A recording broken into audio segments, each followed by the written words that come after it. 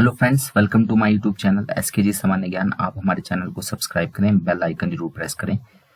आज हम आपके सामने जो है वो आईएलए मॉड्यूल्स, जितने भी आईएलए मॉड्यूल्स हैं 1 से लेकर 21 तक, उन सब का जो है वो 50 मार्क्स का मॉक टेस्ट लेकर आए हैं। और ये काफ़ी नए क्वेश्चंस हैं क्योंकि इससे पहले भी जो है हमने 21 वीडियोज जो है वो अपलोड किए थे आईएलए मॉड्यूल के सब्जेक्टिव पार्ट पे, और 7 मॉक टेस्ट जो है वो आईएलए मॉड्यूल पे हम ला चुके हैं। लेकिन ये क्वेश्चन बिल्कुल अलग हैं, नए हैं। उम्मीद है आपको अच्छे लगेंगे। तो शुरू करते हैं वीडियो। पहला प्रश्न है, एलएमपी से गर्भावस्था का काल कितना होता है? एलएमपी से लेकर गर्भावस्था का काल कितना होता है? ए 270 दिन, बी 280 दिन, सी 9 माह, डी 38 हफ्ते। एलएमपी से गर्भावस्था का काल कितना होता है? ए 270 दिन, बी 280 दिन, सी 9 माह, डी 38 हफ्ते। आंसर देखते हैं। एलएमपी से जो गर्भावस्था का काल होता है वो 280 दिन का होता है। अगर हम हफ्तों में बात करें तो 40 हफ्ते का होता है, और अगर महीने में बात करें तो 9 महीने 7 दिन का होता है। ठीक है, अगला प्रश्न, क्वेश्चन नंबर 2 है, जो होम विजिट प्लानर है, गृह भेंट योजना जो है, कौन सा रजिस्टर है एमआईएस का?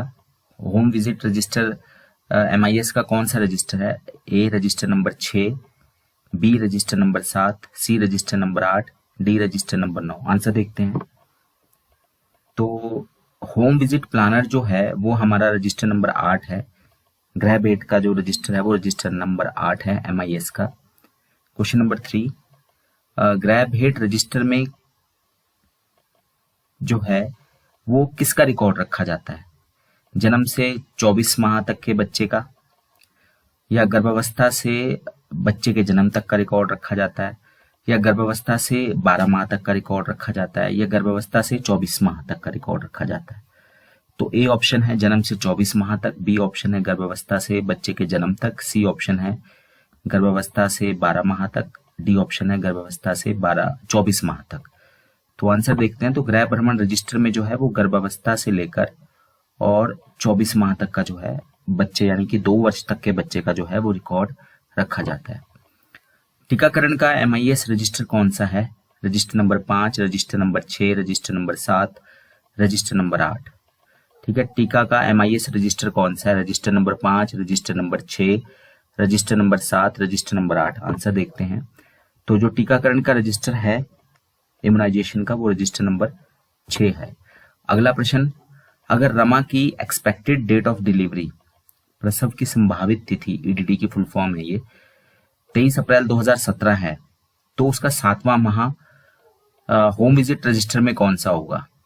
अगर रमा की एक्सपेक्टेड डेट ऑफ डिलीवरी यानी कि प्रसव की संभावित तिथि 23 अप्रैल 2017 है, तो हम जो होम विजिट रजिस्टर है, गृह भ्रमण रजिस्टर है, उसमें 7वां माह जो है वो कौन सा भरेंगे? ए जनवरी 2017, बी फरवरी 2017, सी मार्च 2017, डी दिसंबर 2016। आंसर देखते हैं। तो हम जो है वो फरवरी 2017 को 7वां माह मानेंगे। क्या होता है कि जिस महीने में एक्सपेक्टेड डेट ऑफ डिलीवरी होती है हम उसको 9वां महीना मानते हैं। ठीक है, अप्रैल 9वां हो जाएगा, मार्च 8वां, और जो है फरवरी जो है 2017 वो 7वां माह होगा। तो पीछे को चलते हैं हम इसमें ईडीडी से। अगला प्रश्न, एक स्वस्थ शिशु जो है वो सामान्यतः कुल कितने मिनट तक एक बार में स्तनपान कर पाता है? ठीक है, एक जो स्वस्थ बच्चा है वो कितने समय तक लगातार एक बार में स्तनपान कर पाता है? ए 5 मिनट, बी 10 मिनट, सी 15 मिनट, डी 20 मिनट। ए 5 मिनट, बी 10 मिनट, सी 15 मिनट, डी 20 मिनट। ये जितने भी प्रश्न हैं वो आईएलए मॉड्यूल से उठाए गए हैं, आईएलए मॉड्यूल के ऊपर बेस्ड हैं। ठीक है, नेट पे हो सकता है कुछ और आंसर हो, पर हमारा जो ये आंसर्स हैं वो आईएलए मॉड्यूल्स पे बेस्ड हैं। ठीक है, तो आंसर देखते हैं। एक स्वस्थ शिशु जो है वो एक बार में 10 मिनट तक लगातार जो है वो स्तनपान कर पाता है। ठीक है, अगला प्रश्न देखते हैं। एक स्वस्थ बच्चा दूध निगलने से पहले कितनी बार स्तन चूसता है? एक स्वस्थ बच्चा दूध निगलने से पहले डैश बार स्तन चूसता है। तो 5 से 10 बार, 10 से 15 बार, 15 से 20 बार या 3 बार। आंसर देखते हैं। एक स्वस्थ बच्चा जो है वो दूध निकलने से पहले 10 से 15 बार स्तन जो है वो चूसता है, यानी कि अपने मुंह में वो 10 से 15 बार वो इकट्ठा करता है दूध, उसके बाद वो निकलता है। ठीक है। उसके बाद अगला प्रश्न है,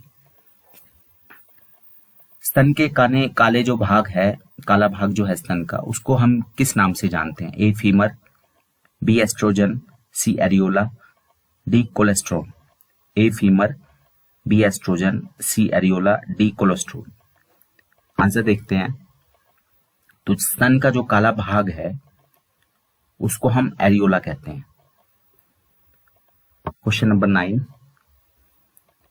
आंगनवाड़ी कार्यकर्ता को कितने समय तक स्तनपान का अवलोकन करना चाहिए? जब वो होम विजिट करती है तो आंगनवाड़ी कार्यकर्ता को स्तनपान का अवलोकन कितने समय तक के लिए जो है वो करना चाहिए? ए 5 से 10 मिनट, बी 10 से 15 मिनट, सी आधा घंटा, डी 1 घंटा। आप अपना आंसर चूज करिए। ए 5 से 10 मिनट, बी 10 से 15 मिनट, सी आधा घंटा, डी 1 घंटा। आंसर देखते हैं। तो एक आंगनवाड़ी वर्कर को जो है स्तनपान का जो अवलोकन है वो लगभग 10 से 15 मिनट के लिए जो है वो करना चाहिए जब वो होम विजिट करती है। ठीक है।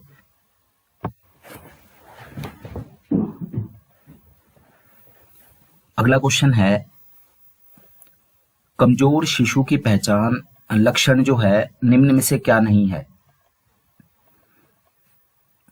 ए जन्म के बाद ताकत लगाकर स्तनपान न कर पाना, बी 37 हफ्ते से पहले जन्म, सी जन्म के समय 2 किलोग्राम से कम वजन, डी 9 माह से पहले जन्म। मैं इस क्वेश्चन को दोबारा रिपीट करता हूं।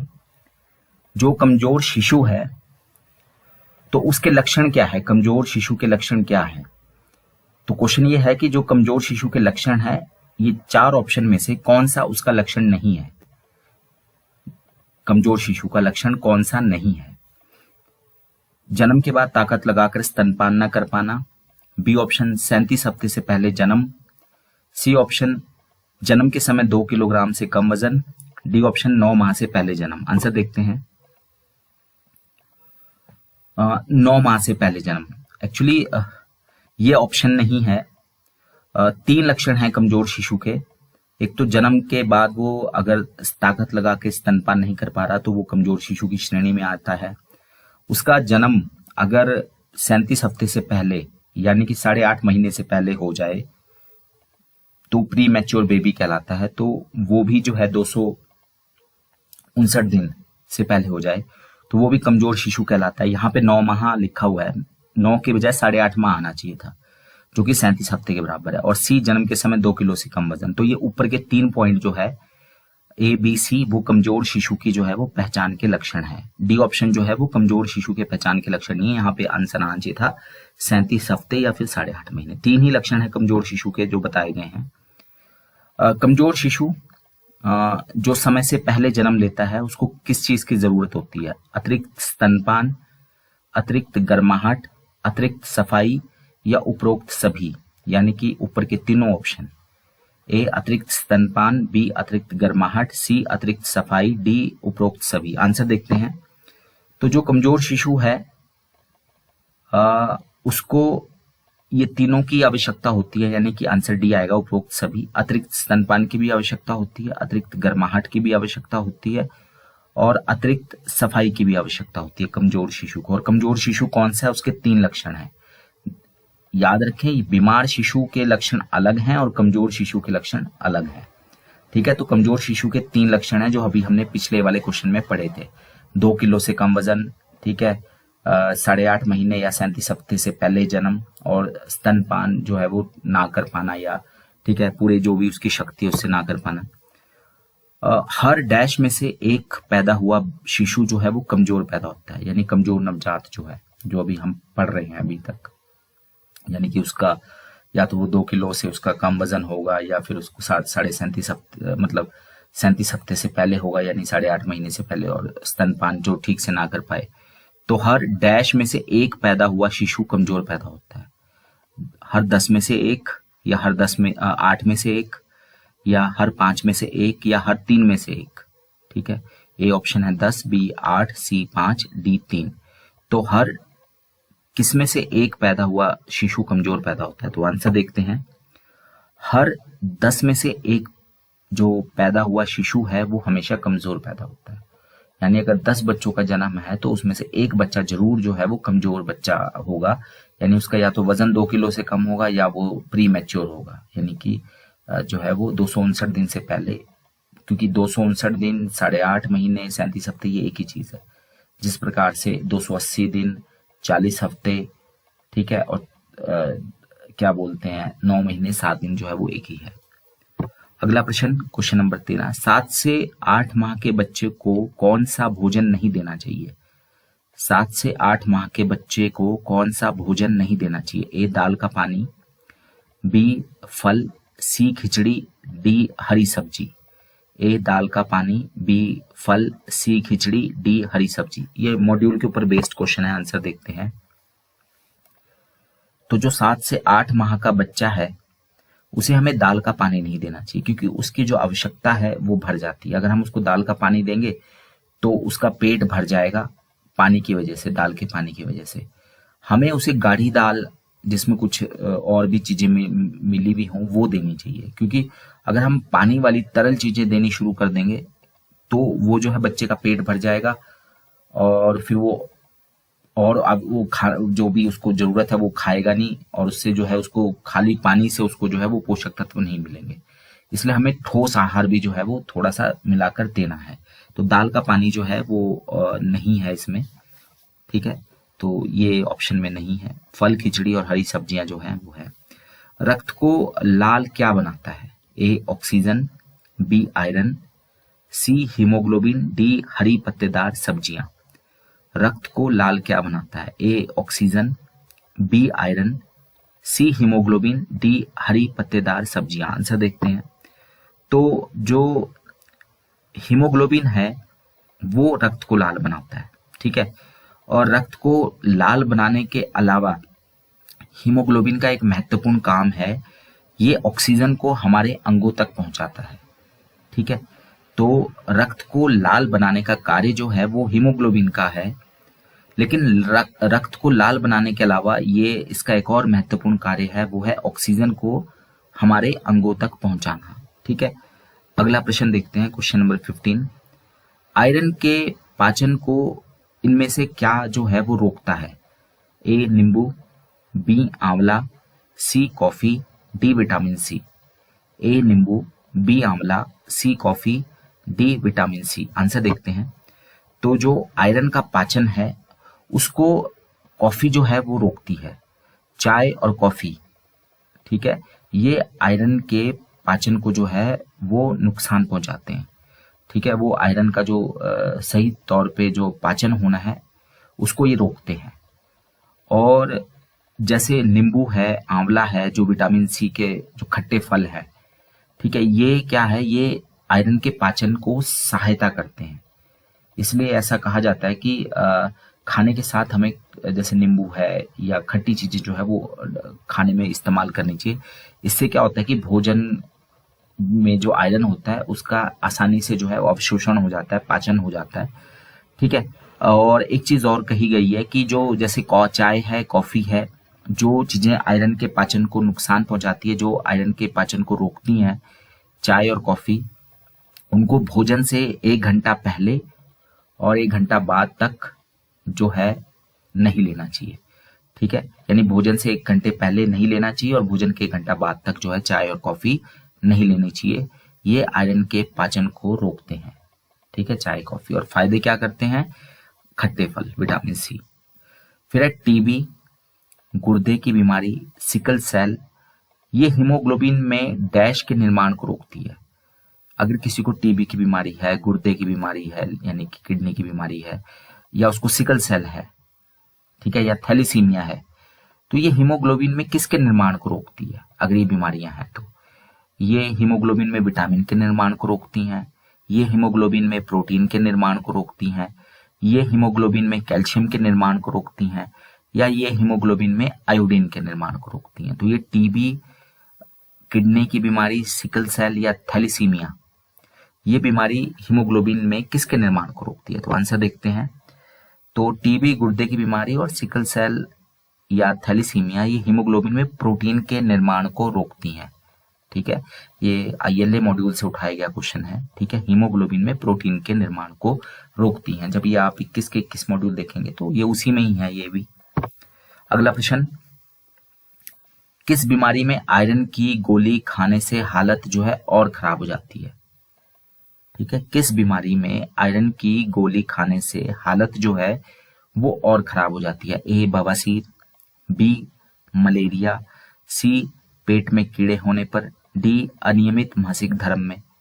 ए बवासीर, बी मलेरिया, सी पेट में कीड़े होने पर, डी अनियमित मासिक धर्म में। आंसर देखते हैं।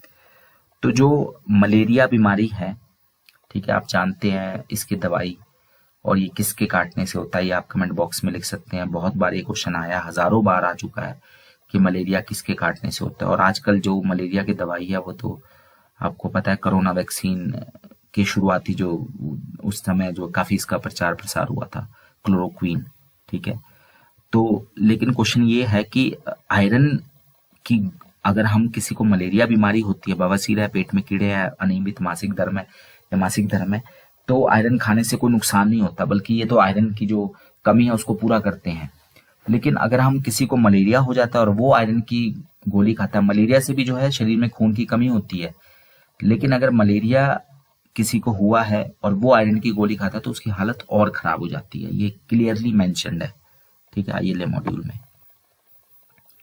अगला प्रश्न है क्वेश्चन नंबर 18, हर माह माहवारी में महिलाएं कितना रक्त खो देती हैं? हर माह माहवारी में महिलाएं कितना रक्त खो देती हैं? ए 10 से 20 मिलीलीटर, 20 से 30 मिलीलीटर, 30 से 40 मिलीलीटर या 40 से 50 मिलीलीटर। ए ऑप्शन है 10 से 20 मिलीलीटर, बी है 20 से 30 मिलीलीटर, सी है 30 से 40 मिलीलीटर, डी है 40 से 50 ml। आंसर देखते हैं। हर माह माहवारी में महिलाएं जो है वो हर महीने माहवारी में लगभग 30 से 40 ml रक्त जो है वो खो देती है, और ये भी एक अनीमिया का बहुत बड़ा कारण है। अगला प्रश्न है, एक महिला को गर्भावस्था के दौरान रोज डैश मिलीग्राम अधिक आयरन की जरूरत होती है। बहुत इंपॉर्टेंट क्वेश्चन है ये। एक महिला को गर्भावस्था के दौरान रोज कितना अधिक आयरन की आवश्यकता होती है? मिलीग्राम मैंने आपको बता दिया, ग्राम का 1000वां हिस्सा जो है वो मिलीग्राम है। ठीक है, ए 10 मिलीग्राम, बी 15 मिलीग्राम, सी 20 मिलीग्राम या डी 25 मिलीग्राम। कितनी अधिक आयरन की आवश्यकता होती है? आंसर देखते हैं। तो एक महिला को गर्भावस्था के दौरान जो है वो 15 मिलीग्राम एक्स्ट्रा आयरन की जरूरत होती है। वैसे गर्भवती महिला की टोटल आयरन की आवश्यकता जो है रोज वो 27 मिलीग्राम है। ठीक है, एक गर्भवती महिला की रोज 27 मिलीग्राम जरूरत होती है आयरन की, और एक्स्ट्रा आयरन उसको चाहिए 15 मिलीग्राम गर्भावस्था के दौरान। ठीक है, 27 से 30 मिलीग्राम जो है ये लगभग इसके आसपास का वो है। ठीक है, 27 से 30 मिलीग्राम जो है वो माना जाता है गर्भावस्था में जो है वो आयरन की आवश्यकता होती है, और एक्स्ट्रा आयरन जो है वो 15 मिलीग्राम है। अगला प्रश्न, आमतौर पे भारत में एक महिला अपने खाने में रोज डैश मिलीग्राम आयरन ही खाती है। आमतौर पे जो भारत की महिलाएं हैं, भारतीय महिलाएं जो हैं वो डेली कितना आयरन खाती हैं, कितने मिलीग्राम आयरन खाती हैं? हमने देख लिया, गर्भवती महिला को एक्स्ट्रा 15 मिलीग्राम चाहिए और उसकी रोज की आवश्यकता 27 मिलीग्राम है। लेकिन भारत की जो, ये तो गर्भवती महिला की मैंने बात की। ठीक है, भारत की महिलाएं कितना मिलीग्राम जो है आयरन खाती हैं, ये आईएलए मॉड्यूल का क्वेश्चन है। 2 से 4 मिलीग्राम, 5 से 8 मिलीग्राम, 12 से 15 मिलीग्राम, 15 से 20 मिलीग्राम। क्योंकि ज्यादातर वो रूखी सूखी या बाद में जो बचा हुआ खाना है वही खाती हैं ज्यादातर महिलाएं। आंसर देखते हैं। तो भारत में जो है आमतौर पे एक महिला अपने खाने में जो रोज 5 से 8 मिलीग्राम जो है वो आयरन खाती है, सिर्फ 5 से 8, जबकि उसकी आवश्यकता जो है वो 15 से 18 ग्राम के बीच में है, 15 ग्राम किशोरियों की और लगभग 18 मिलीग्राम जो है वो महिला को जो डेली आयरन जो है वो खाना चाहिए। 15 से 18 मिलीग्राम है किशोरी से लेके और महिला का, लेकिन वो खाती कितना है, सिर्फ 5 से 8 मिलीग्राम। इसी प्रकार से कैल्शियम की जो आवश्यकता है ना, वो पुरुष हो चाहे 1950 साल की महिला है, चाहे प्रेग्नेंट है, चाहे लैक्टेटिंग है, उसको 1000 मिलीग्राम की आवश्यकता होती है। हमारी डेली कैल्शियम की आवश्यकता जो है एक महिला की वो 1000 मिलीग्राम है, यानी कि 1 ग्राम। डेली हमें 1 ग्राम, 1000 मिलीग्राम जो है वो 1 ग्राम के बराबर होता है। यानी मैंने बोला था ना कि वो ग्राम का 1000वां हिस्सा होता है, तो 1000 मिलीग्राम 1 ग्राम के बराबर होता है। तो कैल्शियम की आवश्यकता जो है वो 1 ग्राम है। और कई बार ऐसा कहा जाता है, ये लगभग सभी के लिए 1 ग्राम ही होता है, लेकिन गर्भवती महिला को कई बार बोल दिया जाता है कि 1.5 ग्राम भी है। कई बार हमने मॉड्यूल में भी पढ़ा है, लेकिन आमतौर पे 1000 मिलीग्राम यानी 1 ग्राम जो है हमारी कैल्शियम की आवश्यकता है। और आयरन की आवश्यकता 5 से 8 मिलीग्राम है, ठीक है। सॉरी, कैल्शियम की जो आयरन की जो नॉर्मल जो हमारे जो देश की महिलाएं जो आयरन लेती हैं वो है 5 से 8 मिलीग्राम, लेकिन आवश्यकता कितनी है उनको 15 से 18, और एक गर्भवती को चाहिए 27 मिलीग्राम आयरन डेली, लेकिन और एक्स्ट्रा उसमें से कितना है 15 मिलीग्राम, ठीक है। अगला प्रश्न चलते हैं। 10 से 19 वर्ष की किशोर या किशोरी को हर हफ्ते डैश आयरन की गोली दी जाती है। आंगनबाड़ी केंद्र में 10 से 19 साल की किशोरी या किशोर जो आते हैं, हर 6 महीने बाद जो है वो आपका जो है डिवॉर्मिंग डे चलता है, ठीक है। कृमिनाशक दिवस जो है वो मनाया जाता है आंगनबाड़ियों में 6 महीने बाद, हर साल में 6 महीने बाद, वर्ष में 2 बार।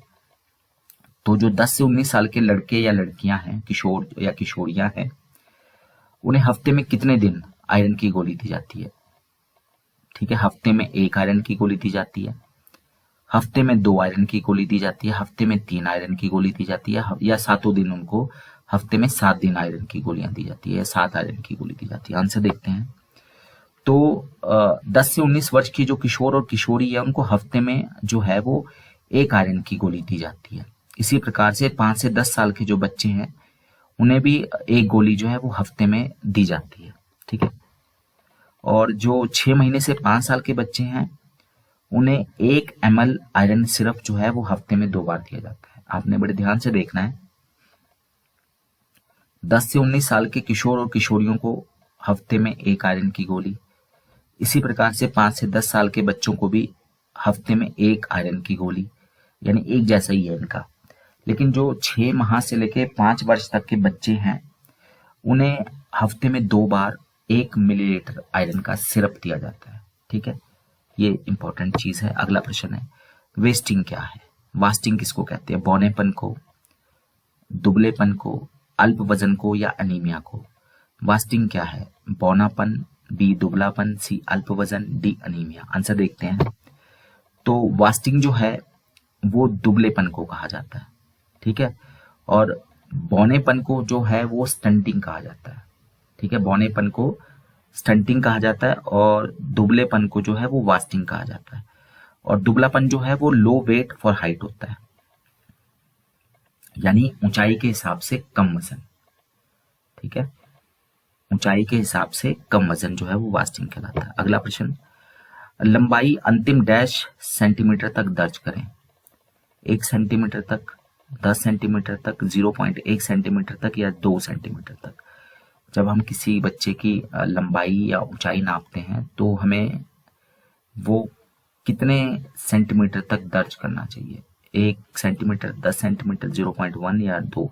कहने का तात्पर्य ये है कि हमें बच्चे की जो ऊंचाई है वो 0.1 सेंटीमीटर तक, यानी अगर कोई बच्चा 26.2 सेंटीमीटर लंबा है, सॉरी 46.2 सेंटीमीटर लंबा है, तो हमें 46 सेंटीमीटर नहीं लिखना है, हमें 46.2 ही लिखना है। यानी कि 1 सेंटीमीटर के 10वें भाग तक, यानी 0.1 सेंटीमीटर तक जो है लेते हैं। ठीक उसी प्रकार से वजन भी जो है वो 0.1 kg यानी 100 ग्राम तक जो है हम लेते हैं। नए WHO जो ग्रोथ रजिस्टर है उसमें हम 100 ग्राम तक वजन जो है लेते हैं। अगर किसी बच्चे का वजन 4 किलो 300 ग्राम है तो हम 4 किलो 300 ग्राम लिखते हैं, यानी कि ठीक है। अगला प्रश्न, 85 सेंटीमीटर से कम ऊंचाई वाले बच्चों की लंबाई का माप हर डैश माह में एक बार लेना चाहिए। एक बार, 2 बार, 3 बार या 6 बार। एक माह, ठीक है, हर 1 माह में एक बार लेना चाहिए, हर 2 माह में एक बार लेना चाहिए, हर 3 माह में एक बार लेना चाहिए या हर 6 महीने में एक बार लेना चाहिए। तो आंसर देखते हैं। 85 सेंटीमीटर से जो कम ऊंचाई के बच्चे हैं, अब वो आप जानते ही हैं कि आमतौर पे 85 सेंटीमीटर एक स्टैंडर्ड है 85 से 87 के बीच में, कि ये 2 साल तक के बच्चों की बात की गई है। तो 2 साल से जो कम उम्र के बच्चे हैं उनकी जो लंबाई है, क्योंकि हम उनकी ऊंचाई नहीं नापते, हम उनको लिटाकर इन्फेंटोमीटर पे हम जो है उनको लिटाकर 2 साल तक के बच्चों को उनकी लंबाई नापते हैं। तो वो साल में जो है वो 3 महीने में एक बार लेना है। लेकिन क्योंकि अब जैसे जो निर्देश दिए गए कि हर महीने आंगनवाड़ी में बच्चों का वजन लेना है और हर महीने जो है वो बच्चों की हाइट लेनी है, जबकि आमतौर पे जो ILA या और भी जैसे WHO ग्रोथ चार्ट में उसमें कहा गया है कि 3 साल तक के बच्चों का हर महीने वजन और उसके बाद 3 महीने में एक बार वजन, और जो हाइट के बारे में बात की गई है वो 2 साल तक के बच्चों का 3 महीने में एक बार और 2 साल से बड़े बच्चों का 6 महीने में एक बार। ये जो है ILA मॉड्यूल में कहा गया है, ठीक है। लेकिन हर महीने वजन और हाइट की बात की जाती है, पर हम जो है वो मॉड्यूल के हिसाब से चल रहे हैं, ठीक है। तो 3 महीने में एक बार वजन जो है वो 2 साल से कम उम्र के बच्चों का लेना चाहिए और ज्यादा का 6 माह में एक बार। और 2 साल से कम उम्र के बच्चे जो लगभग 85 से 87 सेंटीमीटर के बीच के होते हैं, तो उनका वजन उनकी हाइट जो है, हाइट के बजाय हम लंबाई कहेंगे, लेंथ जो है हम इन्फेंटोमीटर में जो है वो लिटाकर नापते हैं। और 6 महीने में एक बार जो है लंबाई ऊंचाई जो है हम 2 साल से ज्यादा के बच्चों की जो है वो लेते हैं, वो स्टेडियोमीटर में लेते हैं। स्टेडियोमीटर वो जो लंबा खड़ा करके, ठीक है, वो जो बच्चे को नापा जाता है, ठीक है, और लेटाकर जो है वो इन्फेंटोमीटर पे है। ये दोनों ही जो है वो आंगनवाड़ी केंद्रों में जो है उपलब्ध हो गए हैं। वजन या लंबाई का माप डैश बार ले, 1 बार, 2 बार, 3 बार या 4 बार। वजन या लंबाई का माप डैश बार ले, 1 बार ले, 2 बार ले, 3 बार ले, 4 बार ले। आंसर देखते हैं। तो आमतौर पे ऐसा कहा जाता है कि कभी भी 1 बार वजन नहीं लेना चाहिए, कम से कम उसको 2 बार लेना चाहिए, ठीक है। और जो भी निकटतम वैल्यू आती है तो फिर वो लिखनी चाहिए, ठीक है। हमेशा 2 बार वजन या 2 बार लंबाई जरूर नापनी चाहिए। हम क्या करते हैं, 1 ही बार वजन या 1 ही बार लंबाई लेते हैं, या ये मॉड्यूल में भी लिखा गया है, ग्रोथ चार्ट में भी लिखा गया, कम से कम 2 बार वजन जरूर लें, लंबाई भी 2 बार मापें।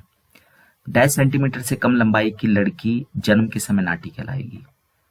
यानी कि जो बौनापन है, किस बच्चे को हम बौना कहेंगे जन्म के समय, यानी अगर जैसे बच्चे का हम वजन देखते हैं ना कि जन्म के समय इतना वजन होता है, बोलते हैं ना 2.5 से 3 किलो के आसपास वजन होता है नॉर्मल वजन। तो जब एक बच्चा पैदा होता है तो उसकी नॉर्मल हाइट की बात की गई है, और साथ ही साथ कितने सेंटीमीटर से वो बच्चा छोटा होगा तो हम उसको नाटा कहेंगे, यानी बौना कहेंगे, यानी स्टंटेड बच्चा कहेंगे। जन्म के समय की बात की गई है। 45.4 सेंटीमीटर, 46.1 सेंटीमीटर लड़की की बात की गई है, यहाँ लड़की का पूछा गया, ना कि लड़के का। 68.9 सेंटीमीटर या 71 सेंटीमीटर। आंसर देखते हैं। तो जैसा कि आप देख रहे हैं कि जो 45.4 सेंटीमीटर से छोटी लड़की होगी, यानी कि 45.4 सेंटीमीटर से कम लंबाई जिस लड़की की होगी उसको हम नाटी लड़की कहेंगे। और लड़के के मामले में ये जो है ये 46.1 आता है।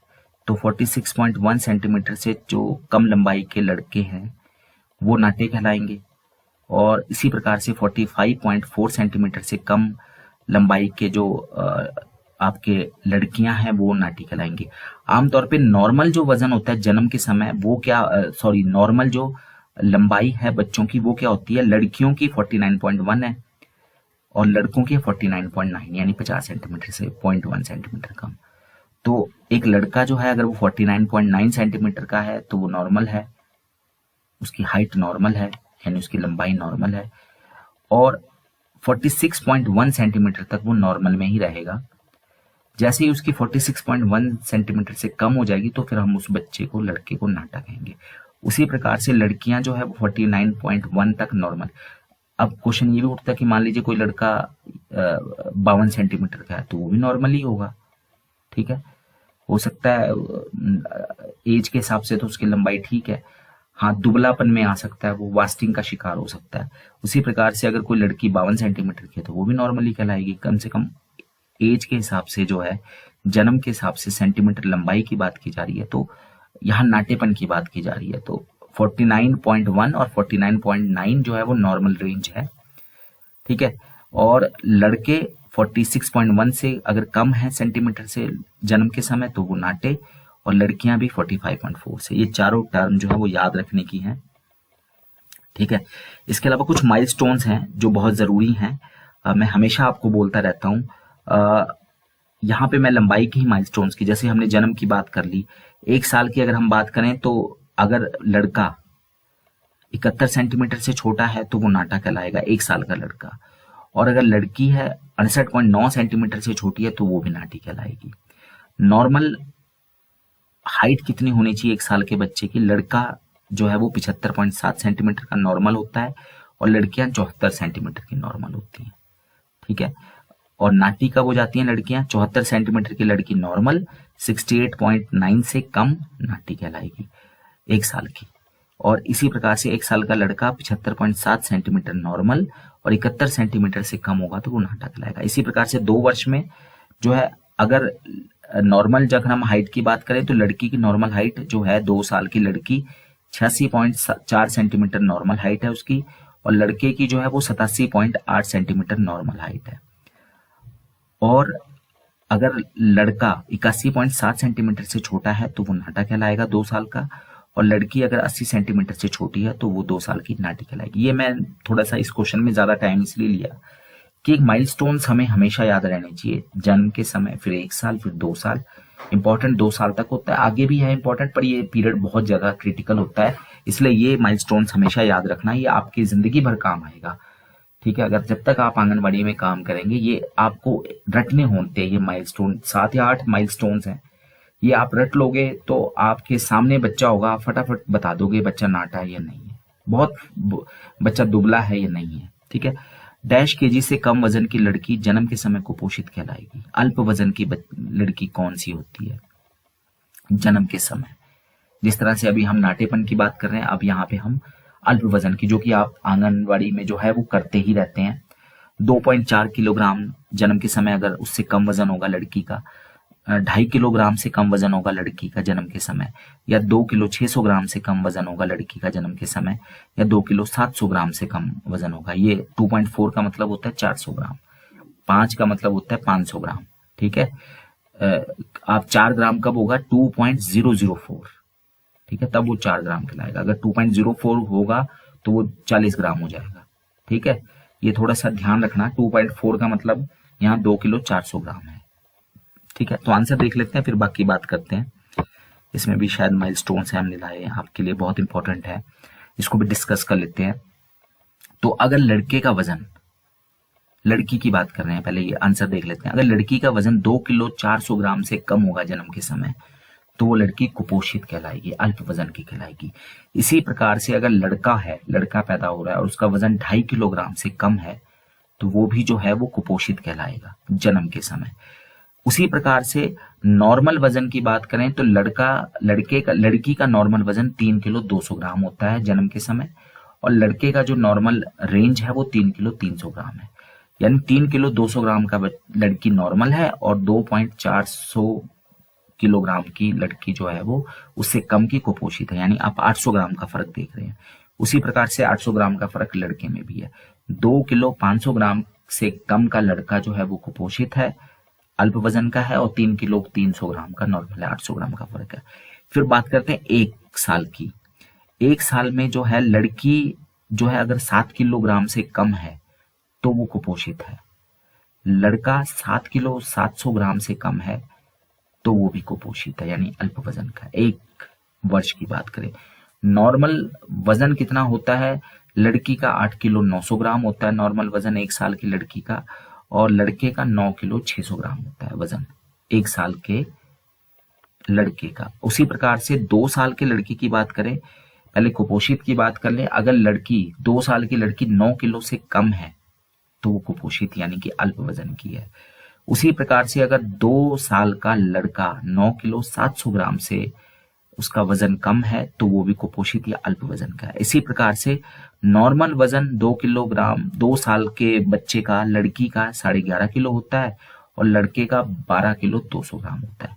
ठीक है, मैंने ये क्वेश्चंस में काफी ज्यादा टाइम लगाया, दोनों क्वेश्चंस में माइलस्टोन्स है, मैंने दोनों माइलस्टोन्स आपको क्लियरली बता दिए। ठीक है, आप चाहे इसको लिख लें, ठीक है, इसको जब वीडियो को दोबारा से रिवाइंड करके ये माइलस्टोन जरूर लिख लें। ILA मॉड्यूल में मॉड्यूल नंबर 8 में आपको सब इसके बारे में है, बाद के मॉड्यूल्स में भी है ये, पर ये 2 साल के माइलस्टोन्स हमारे को जानना बहुत जरूरी है, वजन के मामले में भी और हाइट के मामले में भी। ठीक है, तो 2 किलो 400 ग्राम और 2.5 किलो लड़का लड़की के केस में नॉर्मल से ज्यादा कुपोषित ही पूछा जाता है। ठीक है, आपको आइडिया लग जाएगा। अगला प्रश्न देखते हैं, क्वेश्चन नंबर 27 के बाद 28। 46 सेंटीमीटर के लड़के लड़कियों में मैम में डैश केजी के बच्चे आएंगे। सैम और मैम की बात की थी हमने, ये दुबलेपन की बात हो रही है। कई बार एक अभी क्वेश्चन हमने पहले भी लिया था कि सैम और मैम किस कैटेगरी में आते हैं, नॉर्मल, सैम और मैम। सैम तो सीवियर बच्चे होते हैं, ठीक है, और मैम जो है वो मॉडरेट, हल्के। ठीक है, जो बहुत ज्यादा दुबले बच्चे होते हैं उनको हम सैम कहते हैं और जो कम दुबले बच्चे होते हैं उनको हम मैम कहते हैं। ठीक है, तो ये दुबलेपन के शिकार बच्चे हैं। तो एक 46 सेंटीमीटर का, और आप देखते हैं 46 सेंटीमीटर के समय एक बच्चे का जन्म होता है, लड़का है या लड़की, उसकी लंबाई जो है वो लगभग 46 सेंटीमीटर हम मान के चलते हैं, अभी हमने मनी एवरेज मान लेते हैं। तो उसमें मैम कैटेगरी का बच्चा कौन होगा, जिसका वजन 2 किलो होगा, जिसका वजन 2 किलो से 2 किलो 100 ग्राम होगा, जिसका वजन 2100 ग्राम से 2200 ग्राम यानी कि 2 किलो 100 ग्राम से 2 किलो 200 ग्राम होगा, जिसका वजन 2200 ग्राम से लेकर 3 किलो 100 ग्राम होगा। आंसर देखते हैं फिर बात करते हैं। तो जो 46 सेंटीमीटर का लड़का है चाहे लड़की है, अगर उसका वजन 2 किलो से 2 किलो 100 ग्राम है तो वो मैम की कैटेगरी में है। अगर उसका वजन 2 किलो से कम है, ए वाला ऑप्शन, तो वो सैम की कैटेगरी में चला जाता है। अगर एक जन्म के समय किसी लड़का या लड़की की लंबाई 46 सेंटीमीटर है, और आमतौर पे इतनी ही होती है, 46, 45 से 50 के बीच में, ठीक है, वो हमने देख लिया अभी, तो उसकी अगर वजन 2 किलो से कम है तो वो सैम की कैटेगरी में है, और अगर 2 किलो से 2 किलो 100 ग्राम है यानी 2100 ग्राम है तो फिर वो मैम की कैटेगरी में आ गया, यानी कि मॉडरेट है, उसका जो दुबलापन है कुछ हल्का है। और अगर सैम आ गया तो बहुत ज्यादा दुबला है बच्चा। और ये आमतौर पे नॉर्मल कितना होना चाहिए 46 सेंटीमीटर का बच्चा, वो डी ऑप्शन है, यानी 2 किलो 200 ग्राम से लेके 3 किलो 100 ग्राम तक एक 46 सेंटीमीटर का बच्चा जो है वो नॉर्मल बच्चा होता है। ठीक है, जैसे ही वो जो है वो 2 किलो से 100 ग्राम तक जाता है, ठीक है, 2 किलो 100 ग्राम से 2 किलो तक, वहां वो मैम की कैटेगरी में चला जाता है, और उससे कम जो है वो फिर सैम की कैटेगरी में चला जाता है। तो ये आपने देखना है, डी नॉर्मल ऑप्शन है, जो 2 किलो 200 से 3 किलो 100 वो नॉर्मल बच्चे का है, ए वाला जो है वो सैम का है, बी वाला मैम का है। पर यहाँ जो क्वेश्चन है क्वेश्चन नंबर 28, वहां बी ऑप्शन है आंसर। 0 से 3 महीने में जो है, जब बच्चा जन्म से लेकर 3 माह तक बच्चे का हर हफ्ते कितना वजन बढ़ता है, प्रति सप्ताह उसका वजन कितना बढ़ता है, 100 ग्राम, 200 ग्राम, 300 ग्राम, 400 ग्राम। ILA मॉड्यूल से क्वेश्चन उठाया गया है ये। WHO ग्रोथ चार्ट में भी अलग अलग माइलस्टोन्स हैं, ये ILA का क्वेश्चन है, घूम फिर के बाद वहीं आती है। आंसर देखते हैं। ठीक है, तो 0 से 3 माह में प्रति हफ्ते यानी प्रति सप्ताह जो है वो वजन 200 ग्राम बढ़ता है, यानी 3 महीने तक के बच्चे का, जन्म से 3 माह के बच्चे का हर हफ्ते वजन 200 ग्राम बढ़ेगा। फिर 4 महीने से 6 महीने तक बच्चे का हर हफ्ते वजन जो है वो 150 ग्राम बढ़ेगा, और 7 महीने से 9 महीने तक बच्चे का वजन हर हफ्ते 100 ग्राम बढ़ता है। ये सारे तीनों माइलस्टोन्स आपके ILA मॉड्यूल में है। ठीक है, तो 4 से 6 माह तक के बच्चे का 200 ग्राम वजन बढ़ता है हर हफ्ते। फिर 4 से 6 महीने का जो बच्चा है, 0 से 3 माह तक 200 ग्राम हर हफ्ते, 4 से 6 माह के बच्चे का 150 ग्राम हर हफ्ते, और 7 से 9 माह के बच्चे का हर हफ्ते 100 ग्राम वजन बढ़ता है। 1 से 2 वर्ष के बच्चे का हर साल कितना वजन बढ़ता है, यानी कि 1 साल से लेके 2 साल तक का जब बच्चा होता है, 1 से 2 वर्ष के बच्चे का प्रति वर्ष कितना वजन बढ़ता है, 2 किलो, 2.5 किलो, 3 किलो या 3.5 kilo. A option 2 kilo, B option 2.5 kilo, C option 3 kilo, D option 3.5 kilo. Answer देखते हैं। तो 1 से 2 वर्ष का जो बच्चा है उसका प्रति वर्ष वजन जो है वो 2.5 किलो बढ़ता है, और 3 से 5 साल का जो बच्चा है उसका प्रति वर्ष जो वजन है वो 2 किलोग्राम जो है वो बढ़ता है। ठीक है, ये क्लियर हो गया। 1 से 2 साल का जो बच्चा है उसका 1 साल में वजन लगभग जितना वजन उसका 1 साल में होगा, मान लीजिए किसी बच्चे का वजन 1 साल का जो बच्चा है वो 7 किलो है, तो फिर उसका 2.5 किलो और बढ़ जाएगा यानी कि 2 साल में जो है वो 9.5 किलो तक पहुंच जाएगा। इसी प्रकार से 3 से 5 साल का बच्चा जो है उसका हर साल 2 किलो बढ़ता है वजन। मान लीजिए कि कोई 3 साल के बच्चे का वजन 12 किलो है, ठीक है, तो 4 साल में वो 14 किलो का हो जाएगा, 5 साल में वो 16 किलो का हो जाएगा। ठीक है, 2-2 किलो जो है वो प्रति वर्ष बढ़ता है 3 से 5 वर्ष में, और 1 से 2 वर्ष में जो है वो जो है 2.5 किलो बढ़ता है। ये ILA के ऊपर आधारित है। ILA के जो आपके मॉड्यूल्स हैं वहां पर है ये। 2 से 3 वर्ष में लंबाई में जो है वो कितनी वृद्धि होती है? 25 सेंटीमीटर, 12 सेंटीमीटर, 9 सेंटीमीटर या 7 सेंटीमीटर। बच्चे का 2 साल का बच्चा, और जब वो 3 साल का होता है तो 2 साल से 3 साल में उसकी कितने सेंटीमीटर उसकी लंबाई में वृद्धि होती है, ऊंचाई में? 25 सेंटीमीटर, 12 सेंटीमीटर, 9 या 7। आंसर देखते हैं। तो 2 से 3 वर्ष में जो है वो बच्चे की जो लंबाई है उसमें 9 सेंटीमीटर की वृद्धि होती है। आप एवरेज मान के चले, जन्म के समय बच्चा जो है नॉर्मल लड़के की बात करें तो वो लगभग 50 सेंटीमीटर का होता है, 49.9 हमने नॉर्मल देखा था। अगर जन्म के समय 50 सेंटीमीटर का है तो 1 साल में वो 75 सेंटीमीटर का हो जाएगा, यानी ए ऑप्शन। तो जन्म से लेके 1 साल तक 25 सेंटीमीटर बढ़ता है, फिर 2 साल में 12 सेंटीमीटर और बढ़ जाता है, तो 75 सेंटीमीटर में 12 जोड़ देते हैं तो 87 सेंटीमीटर का हो जाता है। फिर 2 से 3 साल में उसकी वृद्धि होती है 9 सेंटीमीटर की, यानी कि वो 96 सेंटीमीटर का हो जाता है। 87 से 9 96। 4 साल में जो है वो फिर 7 सेंटीमीटर की और वृद्धि होती है, बच्चा जो है वो 103 सेंटीमीटर का हो जाता है। और 5 वर्ष में जो है वो 6 सेंटीमीटर की वृद्धि होती है, यानी 109, 110, 109 के आसपास जो है, यानी 5 साल का बच्चा आपका 110 सेंटीमीटर होता है। जन्म के समय 50 सेंटीमीटर होता है, 1 साल में 75, 25 सेंटीमीटर वृद्धि हुई, 2 साल में फिर 12 और बढ़ गए, 87 हो गए, फिर 3 में 96, और आप देख रहे हैं कि पहले 2 साल में 37 सेंटीमीटर की वृद्धि हुई, यानी 50 सेंटीमीटर से बच्चा जो है वो 87 सेंटीमीटर पे पहुंच जाता है। 85 से 87 सेंटीमीटर जो है 2 साल के बच्चे का नॉर्मल हाइट है। तभी बोलते हैं कि 85 सेंटीमीटर के बच्चे की जो है वो हाइट एक मान के चलते हैं, 85 से 87 सेंटीमीटर नॉर्मल। बच्चे का वजन 1 वर्ष में डैश किलोग्राम बढ़ता है। कितने किलोग्राम बढ़ता है जन्म से? ये क्वेश्चन ही आना था कि बच्चे का वजन जन्म से 1 वर्ष का जो जब वो होता है तो कितने किलो का बढ़ जाता है? 5 kilo, 6 kilo, 7 kilo, 8 kilo. Answer देखते हैं। ठीक है, बच्चे का वजन जो है वो, यहाँ थोड़ा क्वेश्चन क्लैरिफाई मैं कर रहा हूँ कि बच्चे का ये जन्म से लेके 1 साल में कितना वजन बढ़ जाता है। जन्म के समय मान लीजिए कोई बच्चा 3 किलो का है, तो हम ये मान के चलते हैं कि 1 साल में उसका वजन कितने किलो बढ़ जाएगा, तो 7 किलोग्राम बढ़ जाता है उसका वजन। 5 किलो, 6 किलो, 7 किलो, 8 किलो। तो 1 वर्ष में जो बच्चा है ना, जन्म से 1 वर्ष में, उसके बाद थोड़ी ग्रोथ धीरे धीरे भी होती है, जन्म से 1 वर्ष में बच्चे का जो वजन है वो 7 किलोग्राम आमतौर पर बढ़ जाता है। 1 वर्ष में बच्चे का वजन जो है वो 3 गुना हो जाता है जन्म के वजन का, 2 वर्ष में 4 गुना, ठीक है, और 3 वर्ष में वो 5 गुना वजन हो जाता है जन्म के वजन का। यानी जन्म के समय अगर वजन किसी का 3 किलो है तो 2 साल में वो 9 किलो हो जाता है। ठीक है, ऐसा कहा जाता है। ठीक है, 1 साल में 9 किलो हो जाता है, यानी 3 गुना बढ़ जाता है। 2 साल में वो फिर 12 किलो हो जाता है, यानी 4 गुना बढ़ जाता है जन्म के वजन का। और ठीक है, 3 वर्ष में वो 5 गुना हो जाता है, यानी कि 15 किलो जन्म के वजन का। और 5 माह में बच्चे का वजन आमतौर पे जो है वो 6 माह, 5 माह, 4 माह ऐसा बोला जाता है। 5 महीने में बच्चे का वजन जो है वो लगभग डबल हो जाता है जन्म के वजन का। ठीक है, ये सारी चीजें जो है ILA मॉड्यूल के ऊपर बेस्ड है। ठीक है, ग्रोथ चार्ट से कई बार पूछ सकते हैं कि 7 किलोग्राम जो है वो ऐसा कहा गया है ILA मॉड्यूल में। ठीक है, आप ये भी पूछ सकते हैं कि 3 किलोग्राम का बच्चा है तो 7 किलो तो 10 किलो बढ़ गया तो वो 3 गुना नहीं हुआ, ऐसा नहीं है। मतलब एक नॉर्मल सी बात की गई है इसमें। ठीक है, कि जन्म का जो वजन होता है उसका 3 गुना हो जाता है 1 साल में।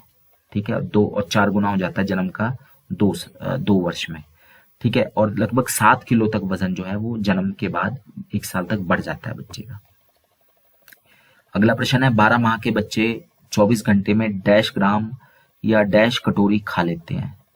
तो 12 माह मतलब है कि लगभग 9 से 12 माह की यहाँ पे बात की गई है, 9 महीने से 12 महीने तक, यानी कि 1 वर्ष तक का जो बच्चा है वो 24 घंटे यानी एक दिन में 100 ग्राम या 1 कटोरी खा लेगा, 200 ग्राम या 2 कटोरी खा लेगा, 300 ग्राम या 3 कटोरी खा लेगा, 400 ग्राम 500 ग्राम या 5 कटोरी खा लेगा। आंसर देखते हैं। तो एक चीज मैं बता दूं, यहाँ कटोरी जो है वो 150 ml की होती है, पर उसमें खाना जो है वो 100 ग्राम है, यानी कि 100 ग्राम का मतलब है 1 कटोरी, 200 ग्राम का मतलब है 2 कटोरी, 300 ग्राम का मतलब है 3 कटोरी, 500 ग्राम का मतलब है 5 कटोरी। लेकिन कटोरी पूरी भर के नहीं देते हम बच्चों को ना, तो यानी कि 150 ml की कटोरी होगी तो उसमें हम जो है वो 100 ग्राम सामान, ठीक है। 300 ml की कटोरी होगी तो वहां 200 आएगा। ये जो टोटल कैपेसिटी है वहां निशान बना होता है कि अगर 150 ml की कटोरी है तो वहां पे 100 ml या 100 ग्राम का जो है वो निशान बना होता है, ठीक है। 1 कटोरी का मतलब 100 ग्राम है। तो कहने का तात्पर्य ये है कि एक जो 9 से 12 माह का बच्चा है, तो 12 माह का जब वो होता है तो आमतौर पे 24 घंटे में जो है वो 300 ग्राम या 3 कटोरी जो है वो खाना खा लेता है, ठीक है। और 9 माह का जब वो होता है बच्चा तो वो आमतौर पे 200 ग्राम और 2 कटोरी खा लेता है।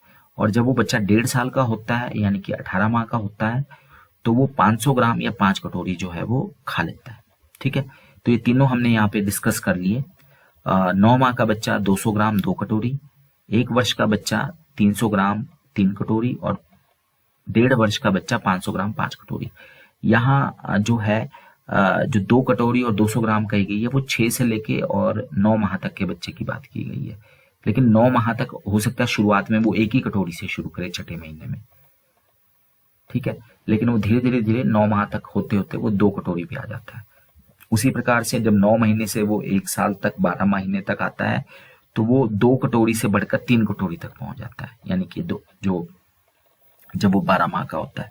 और इसी प्रकार से 1.5 वर्ष तक बच्चा जो है वो 5 कटोरी तक पहुंच जाता है, यानी 500 ग्राम तक। अगला प्रश्न, 6 से 8 माह के बच्चे को दिन में कितनी बार जो है हमें आहार देना चाहिए? 2 बार, 3 बार, 4 बार या 5 बार? 6 से 8 माह के बच्चे को दिन में कितनी बार आहार देना चाहिए? 2 बार, 3 बार, 4 बार या जो है 5 बार? आंसर देखते हैं। तो 6 से जो 8 माह के बच्चे को है वो हमें दिन में जो है वो 3 बार जो है हमें आहार देना चाहिए।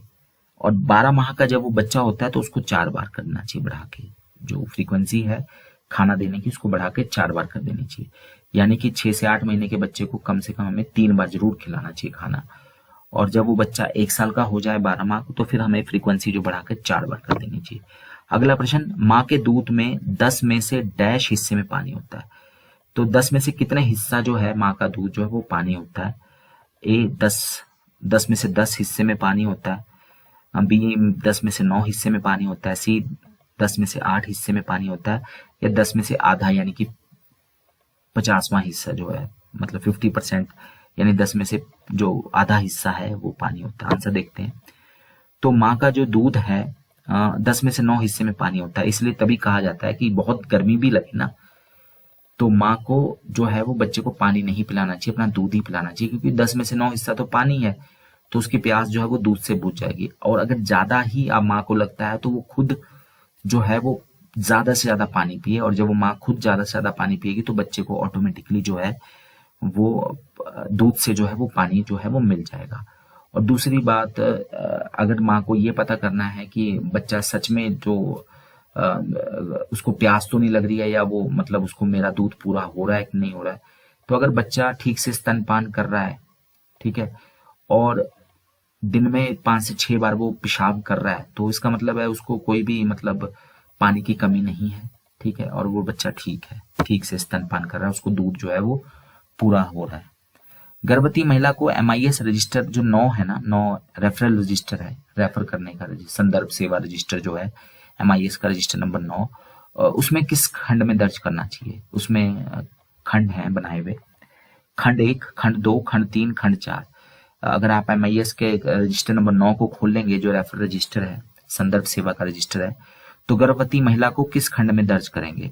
रजिस्टर नंबर 1, रजिस्टर नंबर खंड नंबर 1, खंड 2, खंड 3 या खंड 4? तो आंसर की बात करें तो जो रेफरल रजिस्टर है उसमें 3 खंड है, खंड 4 नहीं है, खंड 3 ही है। तो खंड 1 में बच्चों को दर्ज करते हैं जिनको रेफर किया जाता है। खंड 2 में जो है वो गर्भवती और धात्री को रेफर किया जाता है, जो मतलब बीमार होती हैं या जिनको कोई दिक्कत होती है। और खंड 3 जो है वो अन्य लोगों को रेफर करने के लिए। ऊपरी आहार शुरू करवाने के समय गृह भेंट की अवधि कितनी होती है? जब बच्चे को ऊपरी आहार शुरू करवाना है तो उस समय जो होम विजिट में हमें कितना टाइम, एक वर्कर को, आंगनवाड़ी कार्यकर्ता को कितना समय जो है वो होम विजिट पे देना चाहिए, यानी कि उस व्यक्ति के घर में कितना समय लगाना चाहिए, यानी कि आंगनवाड़ी से घर जाने का और उसके घर से आंगनवाड़ी आने का टाइम भी उसमें जोड़ दो। नहीं, उसके घर में कितना टाइम जो है हमें बिताना चाहिए जब कि कोई बच्चा 6 महीने का हो रहा है और उसके परिवार ने ऊपरी आहार शुरू करना है, तो हमें होम विजिट यानी गृह भेंट के समय कितना टाइम लगाना चाहिए? 30 मिनट, 20 मिनट, 10 मिनट या 5 मिनट? आंसर देखते हैं। तो जब ऊपरी आहार शुरू करवाने का समय होता है तो आंगनवाड़ी कार्यकर्ता को कम से कम 20 मिनट उस गृह भेंट जो है वो करनी चाहिए उस परिवार से, क्योंकि वो शुरुआत करता है 6 महीने में। एक बार जब उनको आ गया बच्चों को ऊपरी आहार देना तो फिर 5 मिनट में भी जो है वो गृह भेंट कर सकती है। ठीक है, यानी कि फिर गृह भेंट के लिए 20 मिनट का टाइम नहीं चाहिए। अगर जब एक बार उनको समझ आ जाता है फिर वो 5 मिनट जो है वो गृह भेंट के लिए काफी होते हैं। लेकिन शुरुआत में जब वो शुरू करता है 6 महीने में अन्नप्राशन जिसको हम कहते हैं, तो फिर 20 मिनट का समय जरूरी है। नाटेपन का क्या कारण है? बार बार बीमार पड़ना, पर्याप्त खाना न मिलना, या फिर कोई बड़ी बीमारी, टीबी, खसरा या गंभीर बीमारी जैसे कैंसर और हृदय रोग का होना, डी उपरोक्त दोनों, डी उपरोक्त में से कोई नहीं। नाटापन, बौनापन जिसको हम स्टंटिंग कहते हैं, उसका कारण क्या है? ए बार बार बीमार पड़ना, या फिर पर्याप्त खाना न मिलना, 2 कारण ये बता दिए गए हैं। बी ऑप्शन में कोई बड़ी बीमारी होना जैसे टीबी या खसरा, या फिर कोई गंभीर बीमारी होना जैसे कैंसर या हृदय रोग। सी ऑप्शन ए और बी दोनों, डी ऑप्शन कोई नहीं। आंसर देखते हैं। तो नाटेपन का जो कारण है वो है बार बार बीमार पड़ना और पर्याप्त खाना न मिलना। ठीक है, जबकि बी ऑप्शन जो है, बड़ी बीमारी, टीबी, खसरा या गंभीर बीमारी, कैंसर और हृदय रोग जो है ये दुबलेपन के कारण है। ठीक है, तो नाटेपन का जो कारण है वो ए ऑप्शन है। और बी ऑप्शन जो है, बड़ी बीमारी, टीबी, खसरा, गंभीर बीमारी जैसे कैंसर और हृदय रोग, ये दुबलेपन का कारण है। ये आईएलए मॉड्यूल में स्पेशली मेंशन्ड है, तो आप वहां से भी इसको कंफर्म कर सकते हैं क्वेश्चंस को। ठीक है, तो नाटेपन का कारण ए ऑप्शन और दुबलेपन का यानी कि वास्टिंग का कारण जो है वो बी ऑप्शन। ठीक है, स्टंटिंग का ए और वास्टिंग का बी। 6 माह से अधिक आयु के शिशु को बीमारी के बाद पहले से कम ऊपरी आहार देना चाहिए, पहले जितना ऊपरी आहार देना चाहिए, पहले से ज्यादा ऊपरी आहार देना चाहिए, या उपरोक्त में से कोई आहार नहीं देना चाहिए। यानी कि मतलब ऊपर के 3 ऑप्शन गलत है। 6 महीने का जो बच्चा है ना, 6 महीने से ज्यादा आयु का बच्चा, 6 महीने से कम को तो हम स्तनपान ही कराते हैं, वहां ऊपरी आहार की बात ही नहीं की गई है। तो जब बच्चा 6 महीने से अधिक का हो जाता है तो उसको फिर हम ऊपरी आहार देना शुरू करते हैं। लेकिन अगर 6 महीने से ज्यादा का बच्चा बीमार पड़ जाए तो फिर बीमारी के बाद जैसे ही वो ठीक होता है तो फिर बीमारी के बाद जो है उसे जो है जितना वो पहले खाता था ऊपरी आहार, स्तनपान तो हमें बीमारी के दौरान भी जारी रखना चाहिए और बीमारी के बाद भी जारी रखना चाहिए, लेकिन जो ऊपरी आहार है उसकी मात्रा कितनी करनी चाहिए? हमें पहले से थोड़ा कम करनी चाहिए जैसे ही वो बीमारी से ठीक होता है, या पहले जितनी ही रखनी चाहिए, या पहले से ज्यादा बढ़ा देनी चाहिए, या कोई नहीं? आंसर देखते हैं। तो 6 माह से जो अधिक आयु का शिशु है उसको बीमारी के बाद जो है वो पहले से ज्यादा आहार की आवश्यकता होती है, क्योंकि वो उसका काफी ज्यादा नुकसान हो चुका होता है बीमारी के दौरान, क्योंकि भूख कम लगती है, खाना कम खाता है, शायद स्तनपान ज्यादा करता है बच्चा, क्योंकि वो आसान होता है, खाना खाना उसको पचाना ज्यादा मुश्किल होता है। तो जैसे ही वो बीमारी से ठीक होता है तो उसकी भूख बढ़ जाती है, भूख बढ़ जाती है तो हमें क्योंकि उसको कुपोषण से अगर वापस लाना है बाहर, तो हमें उसके जो जितना वो खाता था उससे ज्यादा जो है उसको हमें देना पड़ता है। ठीक है, और अगर बच्चा 6 महीने से कम आयु का है तो जितना वो स्तनपान पहले करता था उससे ज्यादा स्तनपान कराना चाहिए। 6 माह से अधिक जो आयु का बच्चा है उसका ऊपरी आहार बढ़ाना चाहिए, स्तनपान तो रहेगा ही रहेगा जितना वो पीना चाहता है, पर ऊपरी आहार बढ़ा देना चाहिए। उसी प्रकार से अगर 6 महीने से छोटा बच्चा है तो उसका स्तनपान जो है वो अधिक स्तनपान जो है उसको करना चाहिए। एसएनसीयू की फुल फॉर्म क्या है? विशेष नवजात देखभाल इकाई, विशेष बच्चा देखभाल यूनिट, विशिष्ट न्यूबॉर्न देखभाल इकाई, विशेष बच्चा देखभाल इकाई। आंसर देखते हैं। ये शब्द कई बार आया है तो इसकी जो फुल फॉर्म भी दी है तो विशेष नवजात देखभाल इकाई। अगर हम अंग्रेजी में बोलें तो special newborn care unit. SNCU की फुल फॉर्म है स्पेशल न्यूबॉर्न केयर यूनिट। ठीक है, विशेष नवजात देखभाल इकाई। पहले इसको सिक न्यूबॉर्न केयर यूनिट कहा जाता था, पहले नाम इसका ना सिक था, बीमार नवजात देखभाल इकाई था। लेकिन बाद में अब वर्तमान में जो इसका नया नाम जो बदल दिया गया है वो है विशेष नवजात देखभाल इकाई, यानी स्पेशल न्यूबॉर्न केयर यूनिट। नवजात न्यूबॉर्न को कहते हैं, विशेष स्पेशल को कहते हैं, देखभाल केयर को कहते हैं और यूनिट इकाई को कहते हैं। ठीक है, स्पेशल न्यूबॉर्न केयर यूनिट यानी विशेष नवजात देखभाल इकाई। अगला प्रश्न, माता को अपने स्तनों को केवल डैश से धोना चाहिए? साबुन से, पानी से, दवाई से, राख से। आंसर देखते हैं। तो माता को अपने स्तनों से जो है वो केवल पानी से धोना चाहिए, कोई साबुन नहीं लगाना, कोई और चीज नहीं लगानी। ठीक है, स्तनपान अगर करवाना है बच्चों को पानी से ही धोना है, पानी भी जो है वो ठीक होना चाहिए। स्तन से निकलने के बाद दूध को डैश घंटे से अधिक नहीं रखना चाहिए। ठीक है, एक तो स्तनपान तो हम तुरंत करवा देते हैं, लेकिन माँ अगर बिजी है, कहीं काम करती है, तो अगर वो अपना दूध जो है वो कटोरी में या किसी भी बर्तन में निकाल के रखती है तो कितनी देर बाद जो है वो बच्चे को नहीं पिलाना चाहिए, यानी कितनी देर तक हम उस दूध को, निकाले हुए दूध को, ठीक है, स्तन से जो निकला हुआ दूध है उसको कितनी देर तक जो है वो बच्चे को पिलाया जा सकता है, यानी कितनी देर तक हम मान के चलते हैं कि वो दूध खराब नहीं होगा? 1 दिन तक, 1 घंटे तक, 6 घंटे तक, 8 घंटे तक। आंसर देखते हैं। तो स्तन से निकलने के बाद दूध को 6 घंटे से अधिक नहीं रखना चाहिए, यानी 6 घंटे अगर माँ ने दूध निकाल के रखा है बच्चे को पिलाने के लिए तो 6 घंटे तक जो है हमें उसको इस्तेमाल कर लेना चाहिए। ठीक है, उसके बाद जो है वो यूजफुल नहीं रहता। कौन सा कथन गलत है? सोते शिशु को कभी आहार ना दे।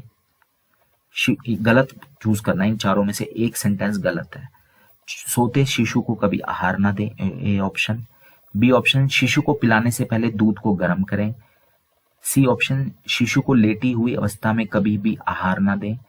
डी ऑप्शन, स्तन से निकला हुआ दूध पिलाने से पहले हमेशा शिशु को स्तनपान कराने की कोशिश करें। दोबारा पढ़ता हूं मैं ऑप्शन, आपने गलत चूज करना है। सोते शिशु को कभी आहार ना दें। बी ऑप्शन, शिशु को पिलाने से पहले दूध को गर्म करें। सी ऑप्शन, शिशु को लेटी हुई अवस्था में कभी भी आहार ना दें। डी ऑप्शन, स्तन से निकला हुआ दूध पिलाने से पहले हमेशा शिशु को स्तनपान की कोशिश करें। आंसर देखते हैं। ठीक है, तो जो गलत है वो है शिशु को पिलाने से पहले दूध को गर्म करें। कभी भी दूध को गर्म नहीं करना है। ठीक है, शिशु को पिलाने से पहले दूध नहीं गर्म करना है। ठीक है, तो कहने का मतलब है जो माँ का दूध है, ठीक है, वो नहीं गर्म करना है, उसको दूध को नहीं गर्म करना है। और डी ऑप्शन जो है, कई बार हम जो स्तन से निकला हुआ दूध बच्चे को पिलाते हैं तो उससे पहले एकदम से हमें उसको कटोरी का दूध नहीं शुरू करना चाहिए। पहले उसको बच्चे का जो मुंह है वो स्तनों को लगाना चाहिए, स्तनपान की कोशिश करानी चाहिए। जब बच्चा थोड़ा सा चूसने लगे फिर उसके बाद हमें वो दूध जो है वो पिलाना चाहिए। तो इसमें जो है बी ऑप्शन जो है इसमें है कि बी ऑप्शन ये है कि शिशु को पिलाने से पहले दूध को गर्म नहीं करना है। ये था सही जो सेंटेंस है। ठीक है, तो ए और सी और डी सही सेंटेंस है। बी वाला ऑप्शन जो है वो गलत सेंटेंस है। सही सेंटेंस था शिशु को पिलाने से पहले दूध को गर्म नहीं करना चाहिए। कंगारू के बच्चे को विकसित होने में कितना समय लगता है? 1 माह, 6 माह, 8 माह या 1 वर्ष? कंगारू के बच्चे को विकसित होने में कितना समय लगता है? 1 माह, 6 माह, 8 माह, 1 वर्ष? आंसर देखते हैं। तो कंगारू के बच्चे को विकसित होने में 8 माह का समय लगता है। ठीक है, लेकिन होता क्या है कि वो समय से पहले ही पैदा हो जाता है। 8 माह का एक विकसित बच्चा पैदा होना था, लेकिन वो हो क्या जाता है कि 8 माह के बजाय वो 1 महीने में ही पैदा हो जाता है। और कंगारू की हाइट के हिसाब से देखा जाए तो वो 1 सेंटीमीटर या 1.5 सेंटीमीटर का बच्चा होता है। जबकि आप कंगारू जानते ही हैं, कंगारू कम से कम अगर वो खड़ा होता है तो लगभग आदमी के बराबर या उससे थोड़ा सा ही छोटा होता है। और आदमी का बच्चा आप जानते हैं 50, 40, 46 सेंटीमीटर का होता है, लेकिन कंगारू का बच्चा 50 गुना छोटा 1 या 1.5 सेंटीमीटर का होता है। यानी कि वो जो है वो समय से पूर्व जन्म ले लेता है, 1 ही माह का होता है। 6 महीने वो उसको अपने थैली में रखता है, उसको पूर्ण विकसित करता है, उसके बाद ही 1 माह में वो जन्म ले लेता है। 6 महीने जोड़ दो 7 महीने टोटल, यानी 8 महीने में वो पूर्ण विकसित होता है। थैली में 6 महीने तक रहता है, फिर थैली से बाहर मुंह निकाल के फिर थोड़ा इधर, मतलब 8 महीने टोटल जो है विकसित होने में उसको लगते हैं, जिसमें से वो 6 माह थैली में रहता है और उसका जन्म कितने में हो जाता है, 8 माह के बजाय 1 महीने पहले ही हो जाता है। उसका जन्म जो है 1 महीने का होता है, यानी गर्भ धारण के 1 महीने बाद जो है कंगारू अपने बच्चे को जन्म दे देती है, जो कि पूर्ण रूप से अविकसित होता है, पूरी तरह से अंधा होता है, कोई बाल नहीं होते हैं शरीर पे। वीडियो आपने देखी होगी। कंगारू मदर केयर, केएमसी का मतलब है कंगारू मदर केयर में कौन सा कथन गलत है? कंगारू मदर केयर देते समय कौन सी चीज जो है इसमें स्टेटमेंट, 4 स्टेटमेंट है, कौन सी गलत है? शिशु को टोपी और मोजे पहनाने हैं। केएमसी जो है कंगारू मदर केयर जो है वो खड़े लेटे काम करते दी जा सकती है। कंगारू मदर केयर जो है वो शिशु को कपड़े पहनाकर शरीर से लगाएं।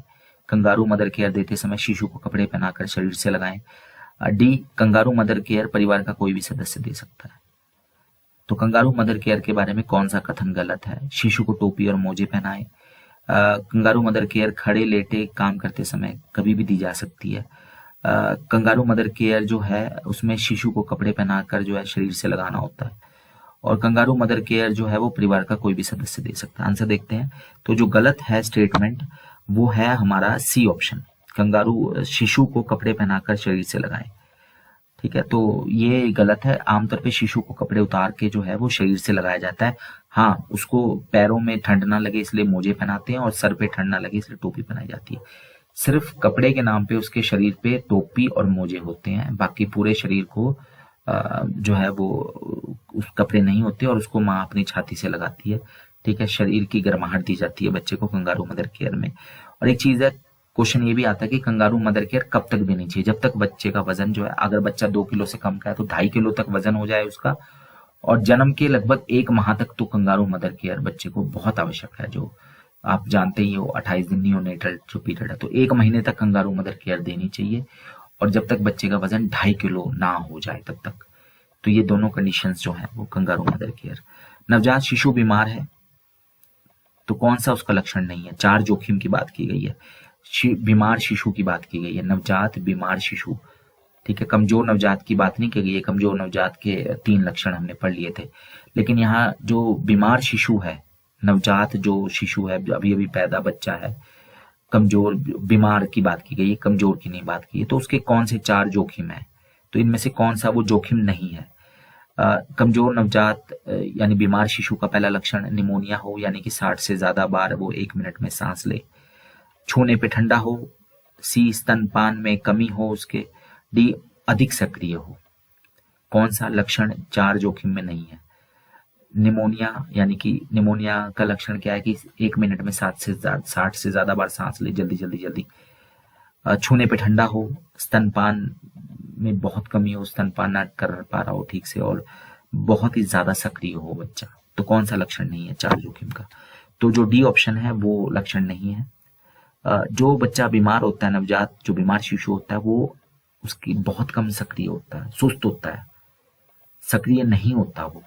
ठीक है, तो ये लक्षण नहीं है। 4 जोखिम में निमोनिया एक पहला लक्षण है, 60 से ज्यादा बार सांस लेता है। दूसरा लक्षण है 4 जोखिम में जो है, दूसरा जोखिम है छूने पे ठंडा हो। तीसरा जोखिम है स्तनपान में कमी हो उसके, और चौथा जो है वो सक्रिय नहीं होता।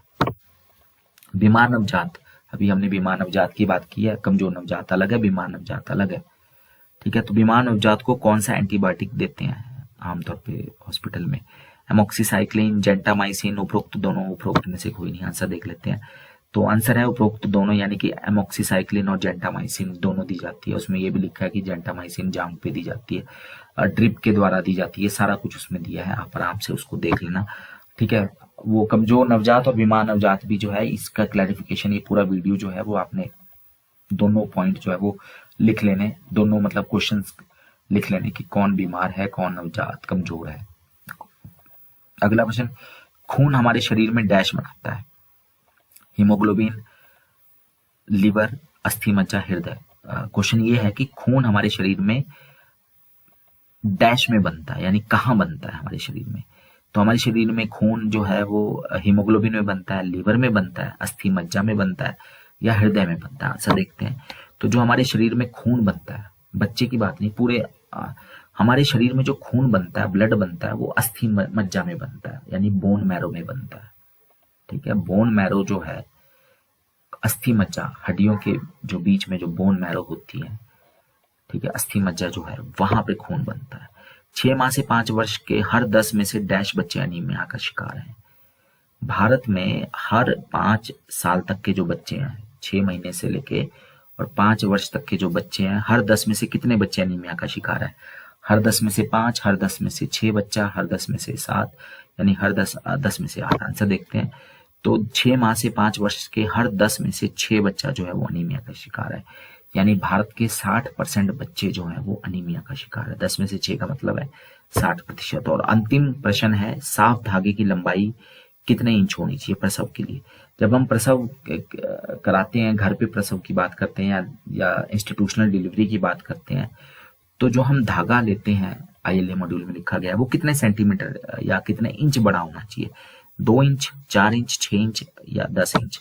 तो जो साफ धागा है उसकी लंबाई जो है वो 6 इंच की होनी चाहिए, और 2 टुकड़े हमेशा रखने चाहिए हमें अपने पास। 6 इंच के 2 टुकड़े रखने चाहिए साफ धागे के, खास तौर पे जो गर्भनाल होती है उसको बांधने के लिए, काटने के बाद।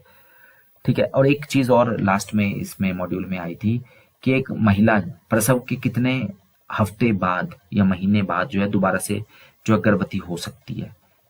तो एक महिला जो है वो प्रसव के 6 हफ्ते बाद जो है उसके अंडाशय से पुनः जो है वो अंडा निकलने लगता है। यानी कि कहने का तात्पर्य ये है कि एक महिला जो है वो प्रसव के 6 हफ्ते बाद जो है, क्योंकि उसके अंडाशय से पुनः निषेचन होने लगता है, अंडाशय से अंडा निकलने लगता है, यानी निषेचन हो सकता है। तो यानी कि प्रसव के बाद एक महिला 6 हफ्ते बाद यानी 1.5 महीने बाद दोबारा से गर्भवती हो सकती है। ठीक है, तो उम्मीद है आपको ये वाला वीडियो जो है वो पसंद आया होगा। हमने लगभग सभी 21 मॉड्यूल इसमें कवर किए हैं। ठीक है, हम ज़्यादा ILA के और मॉड्यूल नहीं है, क्योंकि बहुत सारी ट्रेनिंग्स हुई हैं और लगभग आपको रट गया होगा जितने भी लोग तैयारी कर रहे हैं किसी भी एग्जाम के ILA मॉड्यूल।